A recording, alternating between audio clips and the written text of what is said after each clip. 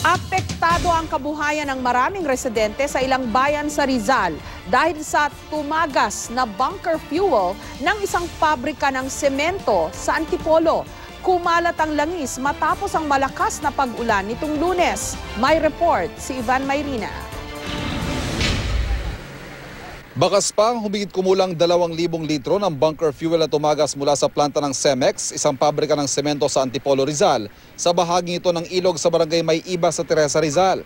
Daan-daang volunteer ng Cemex at ilang residente ang nagtutulong-tulong para linisin ito.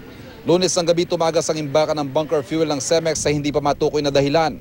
Dahil malakas ang ulan ng gabing iyon, mabilis na inanod ang langis papunta sa ilog na tumatagos sa mga bayan ng Teresa, Morong at palabas ng Laguna de Bay.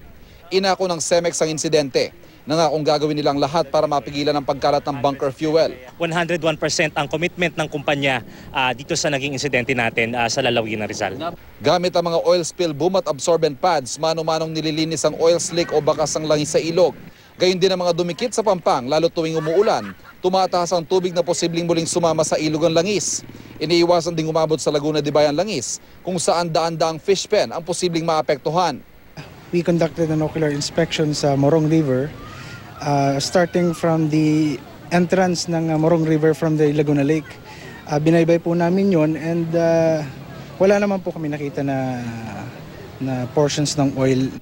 Si Mang Vener de Jesus nabubuhay sa pamimingwit ng mga hito at dalag at panguhuli ng mga hipon sa ilog na ito sa Morong. Itulad po ngayon, wala kaming mahuli. Mula lang yan, dalawang araw na ngayon, wala kaming mahuli, wala kaming pagkakataan.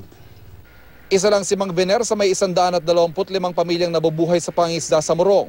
Apektado rin ang may 25 ektarya ng pananim na hindi muna kumukuha ng irigasyon mula sa ilog dahil sa tumapong langis dito. Ine-expect din namin na talagang dapat mabigyan talaga ng compensation lalo na yung ating mga mangingisda at yung mga magsasaka. Kung ito man ay sanhi ng insidenteng nangyari kahapon, tutulong tayo sa abot ng ating makakaya dahil alam naman natin na ito ang livelihood ng ating mga community members. Kasalukuyang pang inaalam ng pamahalaang panlalawigan ng Rizal ang kabuang epekto ng oil spill. Pinag-aaralan din ang paghahabol sa posibleng danyos pero prioridad muna ang paglilinis sa tumagas sa langis. Mula sa Rizal, Ivan Mayrina, GMA News.